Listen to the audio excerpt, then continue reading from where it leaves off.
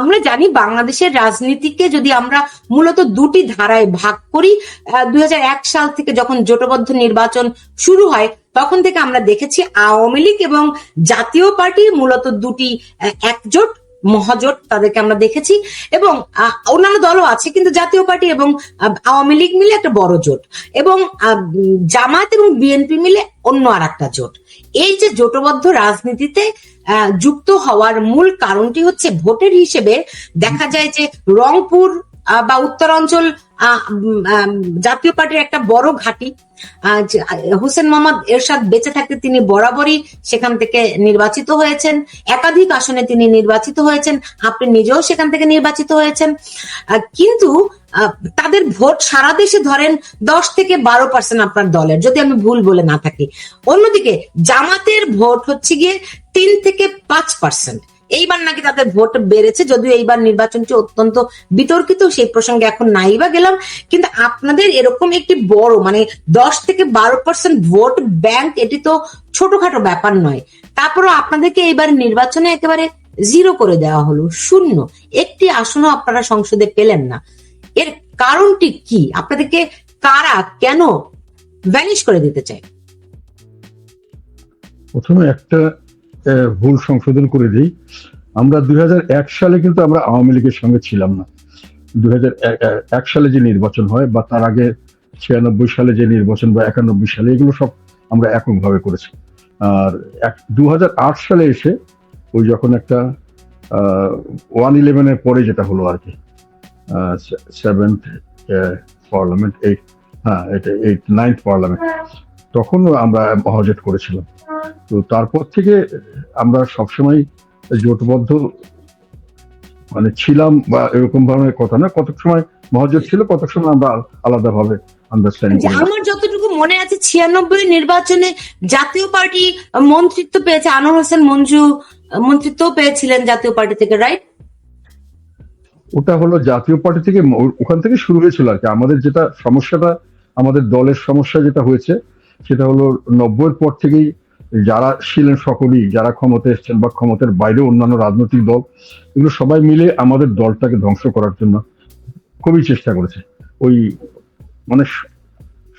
শক্তি হলো শত্রু সৃষ্টির একটা, শক্তির শত্রু সৃষ্টি করে আর কি, শক্তির লক্ষণ হলো শত্রু সৃষ্টি আর কি।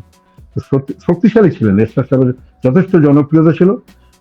1990 সালে উনি যখন ক্ষমতা হস্তান্তর করে চলে গেলেন, যদিও ওনাকে একেবারে পতিত স্বৈরাচার বলে বলা হয়েছে, কিন্তু তারপরেও দেখা গেল যে উনি সেই নির্বাচনেও উনি নিজেই ব্যাপকভাবে জনপ্রিয় ছিলেন, জাতীয় পার্টি যথেষ্ট ভোট পেয়েছিল, এবং একেবারে কোনোরকম সুযোগ সুবিধা ছাড়াই বড় ধরনের একটা একটা এমন হতে পারতো যে ওনারা জাতীয় পার্টি আবার ক্ষমতায় চলে আসতে পারে। যাই হোক, মোটামুটি সেকেন্ড পজিশনে প্রচুর মানুষ ছিল। এইবার কি হলো? এইবার নির্বাচনে কেন একটি আসনও পেলেন না? ওইটার কাছে আমি আসছি। কাজেই পরবর্তীতে যেটা হচ্ছে 90-এর পর থেকে 91-এর পর থেকে যেই সরকারি এসছে, একবার আসলে বিএনপির স্ট্র্যাটেজি ছিল মোটামুটি জাতীয় পার্টিকে শত্রু হিসেবে নিধন করার জন্য বল প্রয়োগ। আমাদের মিটিং মিছিল করতে দেওয়া হবে না, মামলা দেওয়া হবে, নানানভাবে আমাদের নেতাকে জেলখানায় রাখা হলো, তাদের অনেক ধরনের মামলার জেলখানার থেকে তাকে কিছুতেই জামিন দেওয়া হবে না, একটার পর একটা মামলা দেওয়া হলো, অনেক নেতা কর্মীকে জেলে দেওয়া হলো, 144 ধারা জারি করা হলো, আমাদের পার্টি অফিস সিল করে দেওয়া হলো, পার্টির মিটিং মিছিলে গিয়ে বারে বারে হামলা করা হলো। এটা ছিল এক ধরনের। আর তারপরে যেটা আওয়ামী লীগ যখন আসলো 96-এ এসে, তখন তারা আবার একটা নতুন স্ট্র্যাটেজি নিল। সেটা হলো আমাদের দলের ভিতরে একটা কিছু শ্রেণীকে সুযোগ সুবিধা দিয়ে একটা আলাদা ভাগ করে একটা দলের মধ্যে, একটা ঐক্যের মধ্যে একটা অসুবিধা সৃষ্টি করে, ঐক্যবদ্ধ দল হিসেবে তখন আমরা কোনো ডিসিশন নিতে পারছিলাম না। এটি দলের জন্য একটা বড় ধরনের সংঘাত, সমস্যা দেখা দিল।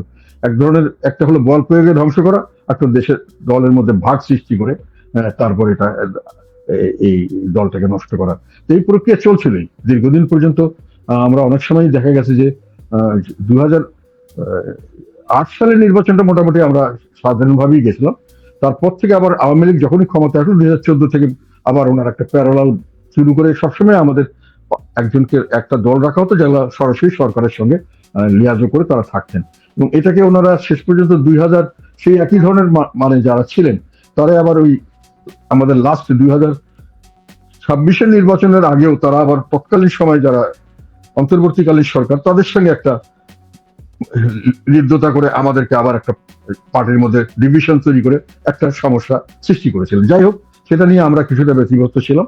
আর আমরা যখন সত্যি কথা বলতে শুরু করলাম, যখন বললাম যে আমাদের শেখ হাসিনা সরকারের সময় আমরা কিন্তু আন্দোলনে সরাসরি অংশগ্রহণ করেছিলাম, জাতীয় পার্টি একমাত্র দল একেবারে সরাসরি খোলাখুলি ভাবে সব সমর্থন দিয়েছিল। যেহেতু বৈষম্য বিরোধী ছাত্ররা বলছিল কোনো রাজনৈতিক দলের সাপোর্ট আমরা চাই না, তবে জনগণ হিসেবে আমাদের লোক ছিল। আর রাজনৈতিক ছাত্র সংগঠনগুলো আমাদের কাজ করেছে সর্বাত্মকভাবে, সব জায়গায় আমাদের লোক ছিল। রংপুরটা একটা ভিজিবল হয়েছে, যেহেতু রংপুরে আমাদের সাংগঠনিক শক্তি অনেক ভালো। তো সেখানে আমাদের 2জন মানুষ মারা গেছেন, শহীদ হয়েছে। আমাদের 4জনকে অ্যারেস্ট করে অত্যাচার করা হয়েছে রীতিমতো, এবং তারা দীর্ঘদিন জেলে ছিল ওই সময়টায়। ওই যে সময়টা আন্দোলন চলছে প্রথমের দিকে কিছুদিনের মধ্যে তারা অ্যারেস্ট হয়ে প্রায় সবসময় জেলে ছিল, পরে আন্দোলন সাকসেস হওয়ার পরে ছাড়া পেয়েছেন। আরো প্রায় 100টা মামলা দেওয়া ছিল, 20-30 জনের মতো লোক পালিয়েছিল। অনেক ধরনের আপনার বাড়িতে তো হামলা হয়েছে, আমরা সেগুলো দেখেছি, না, ওটা কিন্তু আমার পরের কথা। প্রশ্নটা হচ্ছে না, আমি ওইটাই আসছি, কতগুলো একটু বলে দিলে তাহলে সুবিধা হয়। তো এখন ব্যাপারটা হলো যে তখন আমরা যখন আসলাম আন্দোলনের 2 মাস, ওই 5ই আগস্টের পরে অক্টোবরের 7 তারিখ বা কিছু 2 মাস পরে পরেই হঠাৎ করে 2জন সমন্বয়ক বলে বসলেন যে আমরা নাকি দোষর এবং আমাদের রাজনীতি করার অধিকার নেই। ইতিপূর্বে আবার আমাদের অন্তর্বর্তীকালীন সরকারের প্রধান বলেছিলেন যে যারা একটা মেটিকুলাসলি ডিজাইন হয়েছে, এটা জনগণের আন্দোলন বড় কথা নয়, এরা ডিজাইন করে কিছু, এরাই সমস্ত আন্দোলনটা করেছে, এদের মধ্যে যারা জড়িত ছিল, এবং এরাই যেহেতু এদের কারণেই আন্দোলনটা সফল হয়েছে, এবং সরকার হলো, উনি নিজে বলেছিলেন যে এরা আমার সেই হিসেবে এরা আমার নিয়োগদাতা এবং আমার অভিভাবক, কাজে আমি তাদের সেইভাবেই দেখবো। তা ওনার ওই সমন্বয়করা তখন কোনো ক্ষমতা না থাকার পরেও ওনারা মন্ত্রী টন্ত্রীদের উপরে খবরদারি করতেন, একটা প্যারালাল গভর্নমেন্ট চালু করা হয়েছে। তো আমরা তারপরে মনে করছি অফিসিয়ালি এটা বলা হয়নি, এটা নিয়ে আমরা অতটুকু মাথা ঘামাচ্ছিলাম না। কারণ 1-2 দিন পরে দেখা গেল ওই ওনার একেবারে একজন ওই সমন্বয়কদের মধ্যে যে মাস্টার মাইন্ড, উনি হঠাৎ ডিক্লেয়ার করলেন যে না, এরা হলো দোষর, এদেরকে আর রাজনীতি করতে দেওয়া হবে না। হঠাৎ করে করার পর থেকে শুরু হয়ে গেল যে আমাদেরকে একটু অফিসিয়ালি কোনোখানে মিটিং মিছিল কিছু করতে দেওয়া হবে না, তারপরে আমাদের পার্টি অফিসে হামলা, আমাদের বিভিন্ন জায়গায় আমাদের বাড়িঘরে হামলা, এটা শুরু হয়ে গেল। আমরা যেখানে যাই সেখানে মব সৃষ্টি করার চেষ্টা করা হলো, এবং পুলিশ দিয়ে পর্যন্ত আমাদের কোনো পারমিশনও দিচ্ছে না। পারমিশন নিয়ে আমরা মিটিং করতে গেলে সেখানেও গিয়ে পুলিশ অনেক সময় আমাদের ভেঙে দিচ্ছে, গুলি করেছে, টিয়ার গ্যাস, রাবার বুলেট দিয়ে আমাদের মানুষকে আহত করেছে। তো এমন একটা পরিবেশ সৃষ্টি করা হলো। সৃষ্টি করার সময় আমরা মনে করলাম যে আওয়ামী লীগকে তো বাদই দিয়েছে, এখন আমাদেরকেও রাজনীতি করতে দিচ্ছে না তারা।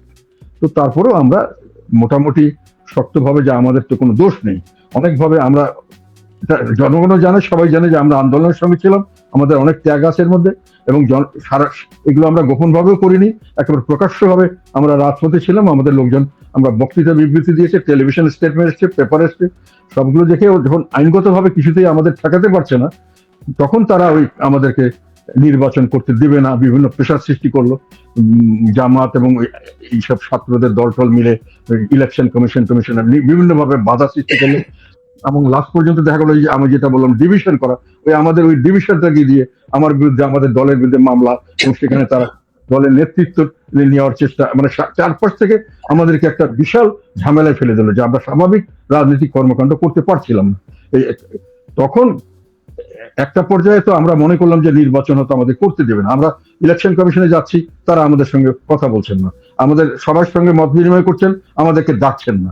কিন্তু আমাদেরকে প্রথম থেকেই কোনো ধরনের কোনো সুযোগ সুবিধা, নির্বাচনের জন্য যে সকলে যে সুযোগ সুবিধা দেওয়া হচ্ছে, যেমন মিটিং মিছিল করছে, তারা সবকিছু ফ্রিলি করছেন, তাদেরকে সব রকম সহায়তা দেওয়া হচ্ছে, এমনকি ভিআইপি ট্রিটমেন্ট দেওয়া হচ্ছে, অ্যাজ ইফ তারা বড় বড় যে দুটো জোট হলো, বড় বড় বিএনপির জোট আর আমাদের জামাতের জোট, তাদেরকে রীতিমতো মন্ত্রী মিনিস্টারদের মতো সমস্ত প্রোটোকল দিয়ে, সুযোগ সুবিধা দিয়ে তাদেরকে ব্যবস্থা করা হলো, আমাদের মাঠে নামতেই দেওয়া হলো না। কিন্তু তারপরে যেটা হলো, সেটা হলো আমাদের মানুষজনকে বিভিন্নভাবে, মানে বারে বারে যে কোনোখানে মিটিং আমরা করতে যাব, সেখানে করতে দিবে না আমাদের, আমরা একেবারে হাত পা বেঁধে পানিতে ছেড়ে দেওয়ার মতো অবস্থা হলো। তো আমরা এক পর্যায়ে মনে করলাম যে হয়তো আমাদেরকে শেষ পর্যন্ত পারমিশন দেওয়া হবে না।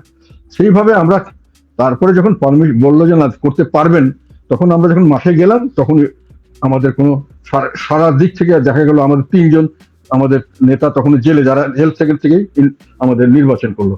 আমাদের সকলের নামে অনেক মামলা, যে কোনো জায়গায় গেলে অ্যারেস্ট করতে পারে, আমাদের নেতা কর্মীদের নামে মামলা, তারা যে কোনো জায়গায় দাঁড়াতে গেলে ভয় করে এবং তাদেরকে ভয় দেখানো হয়, পুলিশ থেকে ভয় দেখানো হয়, দলীয় থেকে ভয় দেখানো হয়। তারা বলছে ইতিমধ্যে আমাদের সঙ্গে যারা, ওরা একেবারে মানে হাজার হাজার কোটি টাকা খরচ করছেন এবং তারা বিশাল বিশাল ভাবে মানুষের মধ্যে ঝাঁপিয়ে পড়ছেন, আমাদেরকে সেখানে অবস্থান করতে দেওয়া হচ্ছে না, আমরা স্বাভাবিক রাজনৈতিক কর্মকাণ্ড করতে বাধাগ্রস্ত হচ্ছি। আমাদের নেতা কর্মী তিনজন তো জেলখানা থেকে করলো, দুজনকে পরবর্তীকালে উইথড্র করলো, বললো আমাদের নেতারা থাকতে পারছেন না, মাঠ পর্যায়ে তারা ভয় করছেন।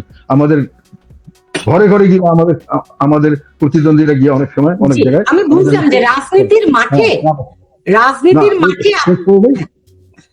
করে আমাদেরকে নির্বাচনে যখন আমরা করলাম, তখন হঠাৎ করে দেখা গেল যে একেবারে যেটা আমরা কোনোদিন, আমি যখন যে গ্রামে গঞ্জে আমার এলাকাগুলোতে আমি যখন গেছি আমি নিজে, তখন আমি দেখেছি যে শত শত মানুষ, যে কোনো জায়গায় যাচ্ছি, অনেক দূর থেকে মানুষ দৌড়ে আসছে আমাকে দেখলে, বিভিন্ন জায়গা থেকে এসছে, আমার সঙ্গে হাত মেলাচ্ছে, আমার সঙ্গে অনেক দূর থেকে নাচছে, আঙুল লাগল বলছে, তারা অনেকে বুকে জড়িয়ে ধরে কেঁদে ফেলছে যে আমরা আপনাকে চাই, আমরা জাতীয় পার্টিকে চাই। তো এই অবস্থানে আমার সাংবাদিক যারা আমার সঙ্গে ছিল, তারা ডিক্লেয়ার করলো যে আপনাকে, আমি বললাম কি অবস্থা দেখো, বলে আপনি তো জিতবেনই, কত ব্যবধানে জিতবেন সেটা হলো কথা, তবে আমি বলে কি বলো, যদি কোনো কিছু মানে আপনি হেরে গেলে ধরে নিব আমরা যে নির্বাচন হয়নি, এটা কারচুপি হয়েছে। কিন্তু দেখা গেল নির্বাচনের পরে আমাকে শুধু হারানো হয়নি, আমাদেরকে জামানত বাজেয়াপ্ত করা হয়েছে, আমাকে শুধু না, আমার আশেপাশে বিশাল অংশ যেখানে আমরা সবসময় প্রায় জিতে আসি এবং যথেষ্ট সমর্থন আমরা দেখেছি, মিটিং মিছিলে আমাদের এত বাধার মধ্যে মানুষ এসছে আমাদেরকে ভোট দিতে গেছে এবং তারা ভোট দিয়েছে অনেকে বলেছে।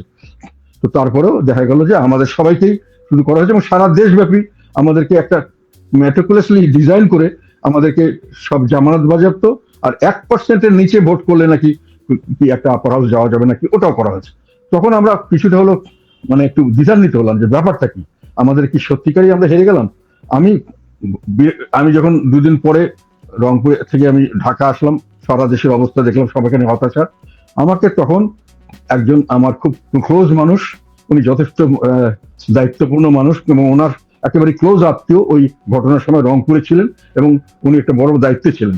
উনি ওনার ভাইকে দিয়ে খবর পড়েছে যে আমার কথা বলছে, আমাকে সঙ্গে পরিচয় ছিল, স্যারকে বলবেন উনি হারেন নেই, ওনাদেরকে হারিয়ে দেওয়া হয়েছে এবং এটা একটা সম্পূর্ণভাবে ডিজাইন করে করা হয়েছে এবং আমরা অনেকেই এটা বিরোধিতা করেছিলাম, এটা করা ঠিক হচ্ছে না এরকম করে জাতীয় পার্টিকে শেষ করে দেওয়া। তবে ওনারা বলে আমরা ঠেকাতে পারিনি, এটা মেটিকুলাস ডিজাইনের একটা অংশ হিসাবে আপনাদের সব জায়গায় করা হয়েছে এবং এই ভোটগুলি ওরা কোনো কাউন্টও করেনি, আপনাদের ভোট আলাদা সিট আলাদা সবকিছু করেছে, আর বাকিগুলো ওরা বাকি নির্বাচন, ওটা কোনো নির্বাচন হয়নি, এটা আমি পরবর্তীকালে আসছি। কাজে আমরা যে হেরে গেলাম, এটা আমরা হারিনি, এটা হারিয়ে দেওয়া হয়েছে এবং এটা যারা এই সঙ্গে জড়িত ছিল তারা বলেছে। পরবর্তীকালে সম্পূর্ণ ভোটের ক্যালকুলেশন দেখে এবং ব্যাপার স্যাপার দেখে আমি কিন্তু একটা ক্যালকুলেশন বের করে এটা প্রকাশ করেছি এবং সারা জায়গায় আমি ডিক্লেয়ার করেছি নির্বাচন কমিশন সহ যে নির্বাচনটা কতগুলো লোক ক্যাপাসিটি যেটা বিল্ড আপ করা হয়েছে ভোট নেওয়ার জন্য, মানে ভোটের ক্যাপাসিটিটা হলো বুথ কতগুলো, ভোট কক্ষ, এই কক্ষগুলোর মধ্যে সময় দেওয়া হয়েছে 9 ঘন্টা, মানে 540 মিনিট। এখন 540 মিনিটের মধ্যে যতগুলো বুথ আছে, একটা বুথে যদি অ্যাভারেজ যা হবে সবগুলো বুথ দিয়ে গুণ করলে সেই সংখ্যাটা ভোটের, এবং যে ভোটটা আমাদের টোটাল ভোটার লিস্ট এটা প্রায় 12,77,00,000, মানে প্রায় 13 কোটি। সেই জন্য বুথ যেটা করা হয়েছে তার সংখ্যা হলো 2,44,659। এর মধ্যে দেখা গেল তারা যেটা 59.44 ভোট বলেছে, পার্সেন্ট ভোট পড়েছে, সেটাতে ভোট হয় 7,59,00,000 ভোট কাছাকাছি এরকম। সেটা থেকে ভাগ করলে দেখা যায় যে একটা কক্ষের মধ্যে 310টা করে লোককে ভোট দিতে হয় ওই সময়ের মধ্যে।